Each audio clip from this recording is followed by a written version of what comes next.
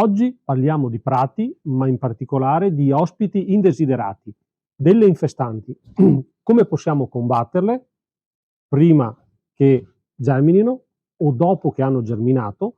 Ma qui ad aiutarmi c'è Diego della GeoGreen, uno dei massimi esperti in questo settore, che sicuramente potrà darci dei consigli preziosi per fare poche operazioni essenziali.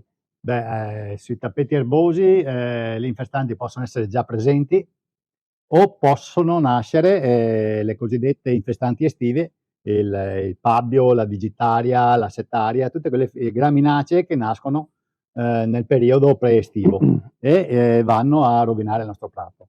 Per combattere le infestanti a foglia larga, il classico tarassaco, la classica piantaggine, che vengono chiamate foglie larghe, che noi troviamo nel prato, si usano i diserbanti selettivi. Sono diserbanti ammessi nel tappeto erboso che si utilizzano su queste infestanti. Quindi già infestanti già nate. Già nate con la nostra foglia. Le dicotiledoni sono foglie larghe, chiamiamolo così, che hanno una forma rotondeggiante, non sono tipo lancia, tipo il tappeto erboso.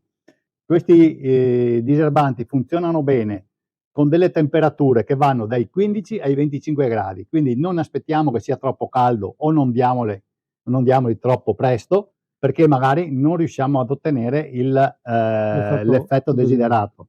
Non sfalciamo il prato il giorno prima di fare questo trattamento, quindi sfalciamo il prato, aspettiamo 2 o 3 giorni che queste foglie nuove si formino, diamo il nostro trattamento, aspettiamo ulteriori 3 o 4 giorni, di modo che il nostro diserbante selettivo venga assorbito, e poi procediamo con lo sfalcio e vedremo che le nostre dicotiledoni, le foglie larghe, non ci saranno più nel nostro tappeto erboso. Un problema diverso sono le infestanti annuali, quelle che crescono d'estate.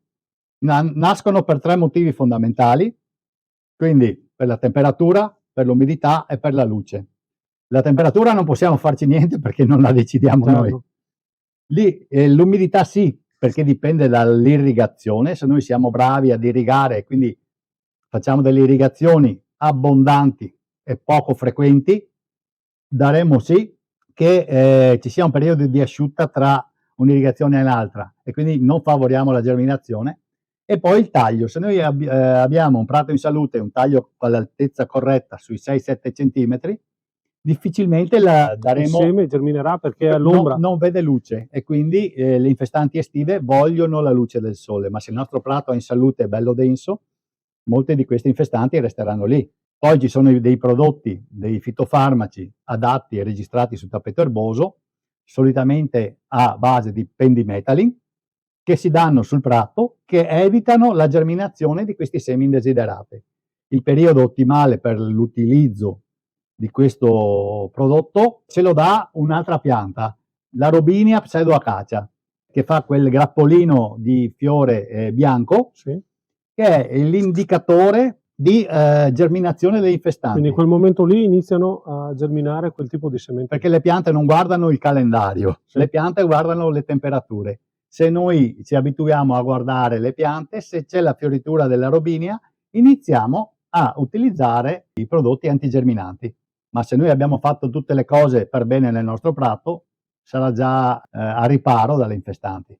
Allora, mi sembra di capire che se vogliamo in qualche misura avere delle indicazioni in linea generale per fare, diciamo, il mantenimento dalle infestanti nel nostro prato, con le infestanti a foglia larga dovrò agire per una volta, diciamo, all'anno in primavera con quelle condizioni, e poi ci saranno le foglie, cioè invece le infestanti estive, e dovrò agire in un'altra maniera. Quindi con questi 2 interventi noi riusciamo a tenere un prato abbastanza pulito.